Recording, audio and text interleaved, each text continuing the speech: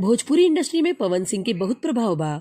उनकर फिल्म गीत रिलीज होते इंडस्ट्री में बवाल मचावेला। ये अभिनेता अपने लव लाइफ के भी लेकर खूब सुर्खियन में रहेला। लेकिन यहाँ हमनी के बतावे जा रहल बानी जा कि उनका के पावर स्टार कहे जाए के पीछे कारण का बा।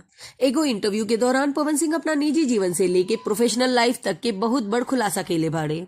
ए दौरान वो बतौले कि वो अपने जीवन में कबो न सोचले रहले कि एक दिन उनके भोजपुरी सिनेमा के पावर स्टार कहल जाई। पवन सिंह कहले कि भोजपुरी सिनेमा के पसंद करे वाला लोग ही हमके पावर स्टार बनोले हुए। इनकर प्यार के चलते आज हमार नाम इतना बड़ हो गईल बा।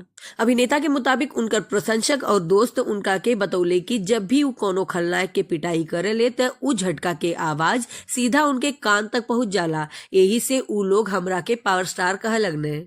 बता देवल जाए कि पवन सिंह अपने काम से ज्यादा अपना प्रेम जीवन के खातिर सुर्खियन में बनल रहले। भोजपुरी अभिनेत्री अक्षरा सिंह से उनकर लम्हर प्रेम रहे, जौना के अंत बहुत बुरा भइल।